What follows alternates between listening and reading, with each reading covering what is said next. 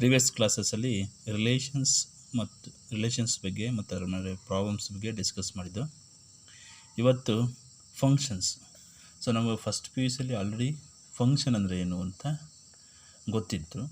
So next ಅದರಲ್ಲಿ domain ಮತ್ತು ಕೋಡೊಮೈನು ಮತ್ತು ರೇಂಜ್ ಅಂದರೆ ಏನು ಅಂತ ನೀವು ಅಲ್ಲಿ ಆಲ್ರೆಡಿ ಡಿಸ್ಕಸ್ ಮಾಡಿದ್ದೀರ. ಮತ್ತು ಅದ್ರ ಮೇಲೆ ಸಮ್ ಫಂಕ್ಷನ್ಸ್, ಗ್ರಾಫು ಮತ್ತು ಡೊಮೈನ್ಸನ್ನು ಕೂಡ ನಾವು ಹೇಳಿದ್ದೀವಿ. ಸಪೋಸ್ ರೀಕಾಲ್ ಮಾಡ್ಕೊಳ್ಳೋಣ. ಫಂಕ್ಷನ್ ಅಂದರೆ ಏನು? ಸೊ ಸಿಂಪಲ್ ಒಂದು ಗ್ರಾಫಿಕಲ್ ವ್ಯೂಯನ್ನು ನೋಡಿದಾಗ ನಮಗೆ ಎರಡು ಸೆಟ್ ಇದೆ, ಎ ಆ್ಯಂಡ್ ಬಿ ಸೆಟ್ ಅಂತ. ಸೊ ನಮಗೆ ಎ ಸೆಟ್ಟಲ್ಲಿ 1 2 3 4 ಎಲಿಮೆಂಟ್ಸ್ ಇದೆ. ಬಿ ಸೆಟ್ಟಲ್ಲಿ ಎ ಬಿ ಸಿ ಡಿ ಇದೆ. ಸೊ ನಮಗೆ 1 ಅನ್ನೋದು 2 ಜೊತೆಗೆ ಅಸೋಸಿಯೇಟ್ ಒಂದು ರಿಲೇಷನ್ಸ್ ಹೊಂದಿದೆ. ಸೊ 2 ಅನ್ನೋದು ಎ ಜೊತೆಗೆ ರಿಲೇಷನ್ಸ್ ಹೊಂದಿದೆ, 3 ಅನ್ನೋದು ಸಿ ಜೊತೆಗಿದೆ, 4 ಅನ್ನೋದು ಡಿ ಜೊತೆಗೆ ರಿಲೇಷನ್ಸ್ ಇದೆ. ಆಗ ನಮಗೆ ರಿಲೇಷನ್ಸು ಎ ಟು ಬಿ ಆಗ್ತಿದೆ. ಆಗ ನಮಗೆ ರಿಲೇಷನ್ಸಲ್ಲಿ ಬರೀಬೇಕಾದ್ರೆ elements 1, B, 2, A, 3, C, 4, D ಅಂತ ಬರಿತೀವಿ. ಅರ್ಥ ತಿಳಿದು? ಸೊ ಇದೊಂದು ರಿಲೇಷನ್ಸ್. ಸೊ ನಮಗೆ ಈ ರಿಲೇಷನ್ಸ್ನ ನಾವು ಫಂಕ್ಷನ್ಸ್ ಅಂತ ಹೇಳ್ಬೇಕಾದ್ರೆ ಫಸ್ಟ್ ಕಂಡೀಷನ್ ಇಲ್ಲಿ ಎ ಟು ಬಿ ಅಲ್ಲಿ ಮೂವ್ ಆಗ್ತಿದೆ ರಿಲೇಷನ್ಸ್. ಸೊ ನಮಗೆ ಆ ಎ ಸೆಟ್ ಇದೆಯಲ್ವಾ, that is called the domain set ಅಂತ ಹೇಳ್ತೀವಿ. Domain set. ಸೊ ನಮಗೆ ಈ ಎಂಟೈರ್ ಬಿ ಸೆಟ್ ಈಸೇನೆ ಕೋಡೊಮೈನ್ ಸೆಟ್ ಅಂತ ಹೇಳ್ತೀವಿ. Codomain set. ಸೊ ನಮಗೆ ಡೊಮೈನ್ ಸೆಟ್ಟಲ್ಲಿರ್ತಕ್ಕಂಥ ಎಲಿಮೆಂಟ್ಸು ಅಂದರೆ ಎ ಸೆಟ್ಟಲ್ಲಿರ್ತಕ್ಕಂಥ ಎಲಿಮೆಂಟ್ಸು 1 2 3 4. ಕೋಡೊಮೈನ್ ಸೆಟ್ ಅದು ಬಿ ಯಲ್ಲಿರ್ತಕ್ಕಂಥ elements A B C D. So ನಮಗೆ ಈಗ 1 ಅನ್ನೋದು ಯಾವ ಜೊತೆ ರಿಲೇಟೆಡ್ ಇದೆ? ಬಿ ಜೊತೆಗೆ. 2 ಅನ್ನೋದು ಎ ಜೊತೆಗೆ, 3 ಅನ್ನೋದು ಸಿ ಜೊತೆಗೆ, 4 ಅನ್ನೋದು ಡಿ ಜೊತೆಗೆ. ಸೊ ನಮಗೇನಾಗುತ್ತೆ 1 2 3 4 ಅಂದರೆ ಡೊಮೈನಲ್ಲಿರ್ತಕ್ಕಂಥ ಎಲ್ಲ ಎಲಿಮೆಂಟ್ಸು ಕೋಡೊಮೈನಲ್ಲಿರ್ತಕ್ಕಂಥ ಸಮ್ ಎಲಿಮೆಂಟ್ ಜೊತೆಗೆ ಅಸೋಸಿಯೇಟ್ ಆಗಿದೆ. ಎಲ್ಲ ಜೊತೆಗೂ ಅಸೋಸಿಯೇಟ್ ಆಗಬೇಕಂದ್ರೆ ಸಮ್ ಎಲಿಮೆಂಟ್ ಜೊತೆಗೆ ನಮಗೆ ಅಸೋಸಿಯೇಟ್ ಆಗಿದೆ. ಇದರಲ್ಲಿ ಎಕ್ಸಾಂಪಲ್ ಏನಾಗುತ್ತೆ? ಎಲ್ಲ ಎಲಿಮೆಂಟ್ ಜೊತೆಗೆ ಏನಾಗುತ್ತೆ? ಡೊಮೈನ್ ಎಲಿಮೆಂಟ್ಸು ಅಸೋಸಿಯೇಟ್ ಆಗಿದೆ ಅಂತ ಹೇಳ್ತೀವಿ. ಈಗ ನಮಗೆ ಡೊಮೈನಲ್ಲಿರ್ತಕ್ಕಂಥ ಎಲಿಮೆಂಟ್ಸು ಕೋಡೊಮೈನ್ ಸೆಟ್ ಜೊತೆಗೆ ಅಸೋಸಿಯೇಟ್ ಆಗಿದೆ ಅಲ್ವಾ? ಆದರೆ ಆ ಅಸೋಸಿಯೇಟ್ ಆಗಿರ್ತಕ್ಕಂಥ ಎಲಿಮೆಂಟ್ಸ್ ನಾವು ರೇಂಜಸ್ ಅಂತ ಹೇಳ್ತೀವಿ. ರೇಂಜ್ ಅಂತ ಹೇಳ್ತೀವಿ. ಹಾಗಾದರೆ ರೇಂಜ್ ಎಲ್ಲಿರುತ್ತೆ ಅಂದರೆ ಕೋಡೊಮೈನಲ್ಲಿ ಇರುತ್ತೆ. ನಮಗೆ ರೇಂಜನ್ನು ಬರಿಬೇಕು ಸರ್. ಕೋಡೊಮೈನ್ಗೂ ಮತ್ತು ರೇಂಜ್ ಏನು ವ್ಯತ್ಯಾಸ ಅಂದರೆ ಕೋಡೊಮೈನ್ ಈಸೇನೆ ಎಂಟೈರ್ ಬಿ ಸೆಟ್ ಯಾವ ಸೆಟ್ಟಿಗೆ ಅಸೋಸಿಯೇಟ್ ಆಗ್ತಾ ಇದೆಯಲ್ವಾ, ದಟ್ ಎಂಟೈರ್ ಸೆಟ್ ಈಸೇನೆ ಕೋಡೊಮೈನ್ ಸೆಟ್. ಸೊ ರೇಂಜ್ ಅಂತಂದಾಗ ಆ ಎಂಟೈರ್ ಕೋಡೊಮೈನ್ ಸೆಟ್ಟಲ್ಲಿ ಎಲಿಮೆಂಟ್ಸ್ಗಳು ಯಾವ ಜೊತೆಗೆ ರಿಲೇಷನ್ಸ್ನ ಹೊಂದಿದೆಯೋ those elements are called range elements ಅಂತೀವಿ. ಅದನ್ನು ಒಂದು ಸೆಟ್ಟಲ್ಲಿ ಬರೆದ್ರೆ that is called the range set ಅಂತಲೂ ಕೂಡ ಹೇಳ್ತೀವಿ. ಇವೆಲ್ಲ ಫಸ್ಟ್ ಪಿ ಯು ಸಿಯಲ್ಲಿ ಹೇಳಿದ್ದು. ಹಾಗಾದರೆ ಈಗ ನಮಗೆ ಇಲ್ಲಿ ಬರೀಬೇಕಾದ್ರೆ ಹಾಗಾದರೆ ಎ ಟು ಬಿ ಅನ್ನೋದು ಒಂದು ರಿಲೇಷನ್ಸ್. ಹಾಗಾದರೆ ಒಂದು ರಿಲೇಷನ್ಸ್ ನಾನು ಎಫ್ ಅಂತ ತಾಂತೀನಿ. ಹಾಗಾದರೆ F is said to be functions ಹೇಳ್ಬೇಕಾದ್ರೆ ಆದರೆ ಎ ಟು ಬಿಯಲ್ಲಿ ಎಕ್ಸ್ಪ್ರೆಸ್ ಆಗ್ತಿದೆ ಅಂದರೆ ಎ ಇಂದ ಬಿ ಹೋಗ್ತಿದೆ ಅಂದರೆ ಫಸ್ಟ್ ಕಂಡೀಷನ್ ಫಂಕ್ಷನ್ ಹೇಳ್ಬೇಕಾದ್ರೆ ಡೊಮೈನಲ್ಲಿರ್ತಕ್ಕಂಥ ಎಲ್ಲ ಎಲಿಮೆಂಟ್ಸು ಅಸೋಸಿಯೇಟ್ ಆಗಿದೆಯಾ ನೋಡ್ಕೊಬೇಕು. ಎಲ್ಲ ಎಲಿಮೆಂಟ್ಸು. ಇಲ್ಲಿ ಯಾವುದನ್ನ ಒಂದು ಎಲಿಮೆಂಟು ಅಸೋಸಿಯೇಟ್ ಆಗಿಲ್ಲ ಅಂದರೆ directly V say that is not A function, just only relation ಅಷ್ಟೇ. ಸೊ ಈಗ ಅಸೋಸಿಯೇಟ್ ಆಗಿದ ತಕ್ಷಣ ನಾವು ಫಂಕ್ಷನ್ ಅಂತ ಹೇಳೋಕ್ಕಲ್ಲ. ನೆಕ್ಸ್ಟ್ ಈ ಅಸೋಸಿಯೇಟ್ ಇರ್ತಕ್ಕಂಥ ಎಲಿಮೆಂಟ್ಸು ಎಷ್ಟು ಎಲಿಮೆಂಟ್ ಜೊತೆಗೆ ಅಸೋಸಿಯೇಟ್ ಆಗಿದೆ ಅದು ಇಂಪಾರ್ಟೆಂಟು. ಸೊ ನಮಗೆ ಇಲ್ಲಿ 1 ಅನ್ನೋದು ಬಿ ಜೊತೆಗೆ ಅಸೋಸಿಯೇಟ್ ಆಗಿದೆ ಅಂತ ಹೇಳಿದ್ರು. ಈಗ 3 ಅನ್ನೋದು ಏನಾಗುತ್ತೆ? ಸಿ ಜೊತೆಗೆ ಅಸೋಸಿಯೇಟ್. ಹಾಗಾದರೆ 3 ಅನ್ನೋದು ಸಿ ಜೊತೆಗೆ ಅಂದರೆ ಒಂದೇ ಒಂದು ಎಲಿಮೆಂಟ್ ಜೊತೆಗೆ ಅಸೋಸಿಯೇಟ್ ಆಗಿದೆ. ಹಾಗಾದರೆ ಈ ಡೊಮೈನಲ್ಲಿರ್ತಕ್ಕಂಥ ಎಲಿಮೆಂಟ್ಸು ಎಲ್ಲ ಎಲಿಮೆಂಟ್ಸು ಅಸೋಸಿಯೇಟ್ ಆಗಿದೆ ಮತ್ತು ಒಂದೇ ಒಂದು ಎಲಿಮೆಂಟ್ ಜೊತೆಗೆ ಮಾತ್ರ ಅಸೋಸಿಯೇಟ್ ಆಗಿದ್ದರೆ we say that a given relation is an a function. So ಒಂದು ಡೆಫಿನೇಷನ್ ಪ್ರಕಾರ ಬರೆದಾಗ let F from A to B ಅಂತ ಹೇಳಿದಾಗ for every elements of A associated with unique elements in B ಅಂತ ಹೇಳ್ತೀವಿ.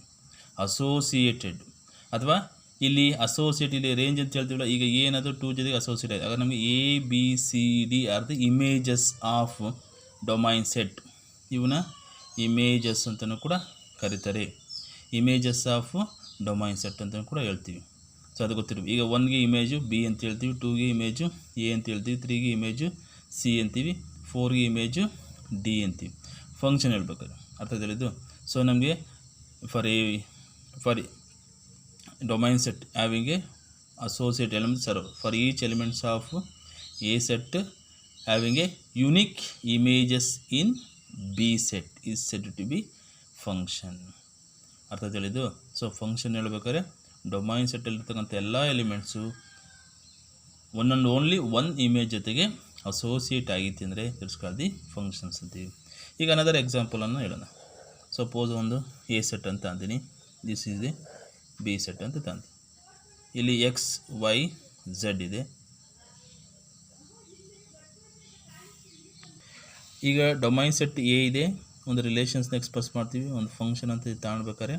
ಈಗ ಎಕ್ಸ್ ಅನ್ನೋದು 2 ಜೊತೆಗೆ ಹೊಂದಿದೆ, ವೈ ಅನ್ನೋದು 2 ಜೊತೆಗಿದೆ. ಈಗ ಈ ಎಕ್ಸಾಂಪಲ್ಲಿ ಎಕ್ಸ್ ವೈ ಝೆಡ್ ಅನ್ನೋದು 2 ಜೊತೆಗೆ ಅಸೋಸಿಯೇಟ್ ಆಗಿದೆ.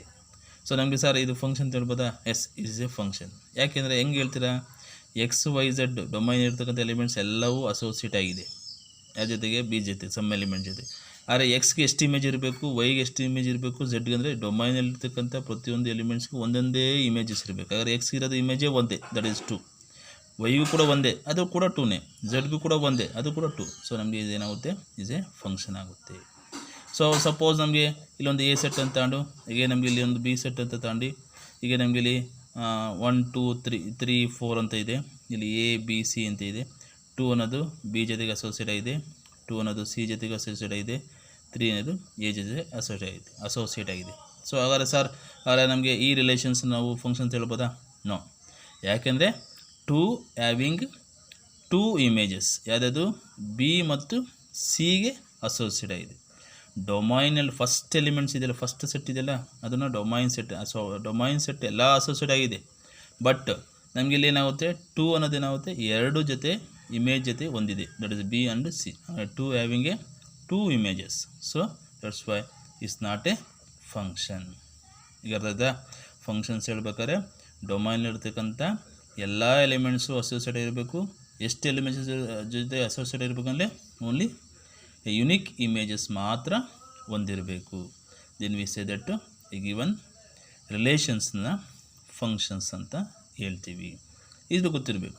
ಈಗ ನಮಗೆ ಫಸ್ಟ್ ಪೀಸಲ್ಲಿ ನಮಗೆ ಸಮ್ ಡಿಸ್ಕಸ್ ಮಾಡಿದ್ದು ಸಮ್ ರೆಗಾರ್ಡ್ ವಿತ್ ಫಂಕ್ಷನ್ಸ್ ಅಂತ ಅಂದಾಗ 1 by 1 ಈಗ ಎಫ್ ಆಫ್ ಎಕ್ಸ್. ಈಗ ಸಪೋಸ್ ನಮಗೆ ಇಲ್ಲಿ ಎ ಸೆಟ್ ಅಂತ ತಗೊಂಡು, ದಿಸ್ ಎ ಸೆಟ್ಟು, ದಿಸ್ ಇದೆ ಬಿ ಸೆಟ್ಟು. ಈಗ 1 2 3 4 ಇದೆ. ಇಲ್ಲಿ ಎ ಬಿ ಸಿ ಡಿ ಅಂತ ತಗೊಂಡ್ರೆ 1 ಅನ್ನೋದು ಬಿ ಜೊತೆಗಿದೆ, 2 ಅನ್ನೋದು ಬಿ ಜೊತೆಗಿದೆ, 3 ಅನ್ನೋದು ಎ ಜೊತೆಗಿದೆ, 4 ಅನ್ನೋದು ಸಿ ಜೊತೆಗಿದೆ. ಸರ್ ಹಾಗಾದ್ರೆ ಇದು ಕೂಡ ಫಂಕ್ಷನಾ? ಎಸ್, ಇದು ಫಂಕ್ಷನ್. ಯಾಕೆಂದರೆ 1 2 3 4ಗೆ ಯುನಿಕ್ ಇಮೇಜಸ್ ಇದೆ. ಆಗ ನಮಗೆ ಏನಾಗುತ್ತೆ, ಫಂಕ್ಷನ್ ಆಗುತ್ತೆ. ಆಗ ನಮಗೆ ಇಲ್ಲಿ ಎಫ್ ಅಂತ ಎ ಟು ಬಿ ಎಲ್ಲಿ ಎಕ್ಸ್ಪ್ರೆಸ್ ಆಗುತ್ತೆ. ಈಗ ಇಮೇಜ್ ಬರಬೇಕಾದ್ರೆ ಎಫ್ ಆಫ್ 1ಗೆ ಇಮೇಜ್ ಏನು, ಬಿ ಅಂತ ಬರೀತೀವಿ. ಎಫ್ ಆಫ್ 2ಗೆ ಇಮೇಜ್ ಏನು ಬರೀತೀಯಾ, ದಟ್ ಈಸ್ ಆಲ್ಸೋ ಬಿ ಅಂತ. ಎಫ್ ಆಫ್ 3ಗೆ ಏನಾಗುತ್ತೆ ಇಮೇಜಸ್ಸು, ಅಗೇನ್ ಎ ಆಗುತ್ತೆ. ಎಫ್ ಆಫ್ 4ಗೆ ಏನಾಗುತ್ತೆ ಇಮೇಜಸ್ಸು, ಅದು ಕೂಡ ಸಿ ಆಗುತ್ತೆ. ಬರೀಬೋದಾ? ಸೊ 1ಗೆ ಬಿ, 2ಗೂ ಕೂಡ ಬಿನೇ, 3ಗೂ ಕೂಡ ಏನಾಗುತ್ತೆ ಎ, 4ಗೆ ಏನಾಗುತ್ತೆ ಸಿ. ಸೊ ನಮಗೆ ಫಸ್ಟ್ ಇಲ್ಲಿ ಸರ್ ಈಗ ಡಿಗೆ ಯಾವುದು ಎಲಿಮೆಂಟ್ಸ್ ಅಸೋಸಿಯೇಟ್ ಆಗಿರೋ ಹಾಗಾದ್ರೆ ಫಂಕ್ಷನ್ ಅಂತ ಹೇಳೋಕ್ಕಲ್ವಾ? ಇಲ್ಲ, ನಮಗೆ ಮೇನ್ ಥಿಂಗು ಫಸ್ಟ್ ಡೊಮೈನ್ ಸೆಟ್ಟಲ್ಲಿ ನೋಡ್ಕೊಬೇಕಷ್ಟೇ. Codomain set not important. Domain set ಎಲ್ಲ ಎಲಿಮೆಂಟ್ಸ್ ಅಸೋಸಿಯೇಟ್ ಆಗಿರಬೇಕು, ಜೊತೆಗೆ ಯುನಿಕ್ ಜೊತೆಗೆ ಎಲಿಮೆಂಟ್ ಜೊತೆಗೆ ಅಸೋಸಿಯೇಟ್ ಆಗಿ. ಈಗ ನೋಡಿ 2ಗೆ ಒಂದೇ ಇಮೇಜ್, ದಟ್ ಇಸ್ ಬಿ. 1ಗೆ ಒಂದೇ ಇಮೇಜ್ ಬಿ. ಈಗ 3ಗೆ ಇಮೇಜ್ ಎ, 4ಗೆ ಇಮೇಜಸ್ಸು ಸಿ. ಆಗ ನಮಗೆ ಎಫ್ ಆಫ್ 1 2 3 4 ಅಂದರೆ ಏನಾಗುತ್ತೆ, ಡೊಮೈನ್. ಔಟ್ಪುಟ್ ಏನು ಬರ್ತಾಯಿದೆ, ಇವನ್ನ ರೇಂಜ್ ಅಂತ ಹೇಳ್ತೀವಿ. ಅವನೇ ಇಮೇಜಸ್ನ ರೇಂಜ್. ಹಾಗಾದ್ರೆ ರೇಂಜ್ ಏನಿಲ್ಲಿ, A B C, not D. Codomain set ಅಂದ್ರೇನು, A B C D, entire B set codomain ಆಗುತ್ತೆ.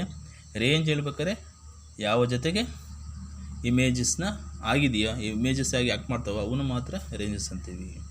ಸೊ ಇವನ್ನ ಇಮೇಜಸ್ ಅಂತೀವಿ. ಸರ್ ಹಾಗಾದ್ರೆ ರೆಸಿಪ್ರೋಕಲ್ ತಗೊಂಡಾಗ ನನಗೆ 4 ಅನ್ನೋದು ಸಿಗೆ ಪ್ರೀ ಇಮೇಜ್ ಅಂತ ಹೇಳ್ತೀವಿ. ಅಷ್ಟೇ, ಪ್ರೀ ಇಮೇಜಸ್ ಅಂತ. ಈಗ ಸಿ ಅನ್ನೋದು image of 4 is a preimage ಆಫ್ of. C B is a image of 2 and 1 and 2 is the pre images of B. A is a image of 3 is a pre image of A. ಅರ್ಥ ತಿಳಿದು. So ಈ ಥರ ಹೇಳ್ಬೋದು. Input ಕೊಟ್ಟರೆ that is a domain, output ಕೊಟ್ಟರೆ that is A range ಅಂತಲೂ ಕೂಡ ಬರ್ತೀವಿ. ಅರ್ಥ ಹೇಳ್ತಿರೋದು. ಸೊ ಇಷ್ಟು this is the basic ರೆಗಾರ್ಡ್ with the first PU about function. So ನಿಮ್ಮ ವರ್ಕ್ ಏನಂದರೆ, ಸಮ್ ಫಂಕ್ಷನ್ಸ್ ನಾವು ಫಸ್ಟ್ PUCಲಿ ಡಿಸ್ಕಸ್ ಮಾಡಿದ್ದೀವಿ. ಆ ಫಂಕ್ಷನ್ಸ್ನ ಲಿಸ್ಟ್ ಮಾಡಬೇಕು, ಅದರ ಗ್ರಾಫ್ ಹಾಕಬೇಕು ಮತ್ತು ಡೊಮೈನ್ಸ್ ಮತ್ತು ರೇಂಜಿನ ನೀವೇ ಬರೀಬೇಕು. ಅರ್ಥ ತಿಳಿದು. ಸೊ ಡೊಮೈನ್ ಮತ್ತು ರೇಂಜ್ ಸಹ ನೀವು ಬರೆದು ನನಗೆ ವಾಟ್ಸಪ್ ಗ್ರೂಪಲ್ಲಿ ಹಾಕಿ. ಆಗ ನಿಮ್ಮ ಏನಾಗುತ್ತೆ, ನಿಮ್ಮದು ಫಂಕ್ಷನ್ಸ್ ಮಾತ್ರ ನಿಮಗೆ ಕಾನ್ಸ್ಟೆಂಟ್ ಫಂಕ್ಷನ್. ಈಗ ಫಾರ್ ಎಕ್ಸಾಂಪಲ್ ಕಾನ್ಸ್ಟೆಂಟ್ ಫಂಕ್ಷನ್ನು ಅಂದ್ರೇನು, ಎಗೇನ್ ಪಾಲಿನಾಮಿಯಲ್ ಫಂಕ್ಷನ್ಸ್ ಅಂದ್ರೇನು, ನೆಕ್ಸ್ಟ್ ಎಗೇನ್ ಐಡೆಂಟಿಟಿ ಫಂಕ್ಷನ್ಸ್ ಅಂದ್ರೇನು, ನೆಕ್ಸ್ಟು ಸಿಗ್ನಮ್ ಫಂಕ್ಷನ್ಸ್ ಅಂದ್ರೇನು, ಮಾಡ್ಯುಲಸ್ ಫಂಕ್ಷನ್ ಅಂದ್ರೇನು, ಗ್ರೇಟೆಸ್ಟ್ ಇಂಟಿಜರ್ ಫಂಕ್ಷನ್ಸ್ ಅಂದ್ರೇನು, ಇವು ನಾವು ಫಸ್ಟ್ ಇಯರ್ PUCಲಿ ಡಿಸ್ಕಸ್ ಮಾಡಿದ್ದೀರ. ಅದನ್ನು ಡೆಫಿನೇಷನ್ ಬರೀಬೇಕು, ಡೊಮೈನು, ರೇಂಜ್ ಮತ್ತು ಅದರ ಗ್ರಾಫ್ನ ನೀಟಾಗಿ ಹಾಕಿ ಅಪ್ಲೈ ಮಾಡಿ ಕಲಿಸ್ಬೇಕು. ಅರ್ಥದಲ್ಲಿದೆ. ಸೊ ಇಷ್ಟು ನಿಮ್ಮ ವರ್ಕು. ಇದಾದಮೇಲೆ next move on to the types of functions ನಾವು. ಸೊ ಅರ್ಥ ಆಯ್ತಲ್ಲ, ಇಷ್ಟು basic definition about the functions ಆಗುತ್ತೆ. ನೀವು ಇದನ್ನು ಅಪ್ಲೋಡ್ ಆದಮೇಲೆ ನೀವು ಎಲ್ಲ ಪ್ರತಿಯೊಬ್ಬರು ಸ್ಟೂಡೆಂಟ್ಸು ಕೂಡ ನನಗೆ ಗ್ರೂಪಲ್ಲೇ ಹಾಕಿ, ತೊಂದರೆ ಇಲ್ಲ. ಅವೆಲ್ಲ ಅಪ್ಲೋಡ್ ಆದಮೇಲೆ next want to the types of function. ಯಾಕೆಂದರೆ ಇದರಲ್ಲಿ ಫಂಕ್ಷನ್ಸಲ್ಲಿ 5 ಮಾರ್ಕ್ ವೆರಿ ವೆರಿ ಇಂಪಾರ್ಟೆಂಟ್. ಅಲ್ಲಿ ಹೇಳ್ತೀನಿ ಮುಂದಕ್ಕೆ. ಅದಕ್ಕೋಸ್ಕರ ನೀಟಾಗಿ ಆ ಟೈಪ್ಸ್ ಆಫ್ ಫಂಕ್ಷನ್ಸು ನಮಗೆ ಬೇಕಾಗುತ್ತೆ, ಅದನ್ನು ತಿಳ್ಕೊಬೇಕಾಗುತ್ತೆ. ಅರ್ಥ ಹೇಳಿದ್ದು. ಸೊ ಇಷ್ಟು ವರ್ಕ್ ಮಾಡಿ ನನಗೆ ಗ್ರೂಪಲ್ಲಿ ಹಾಕಿದ್ರೆ ಓಕೆ. Thank you.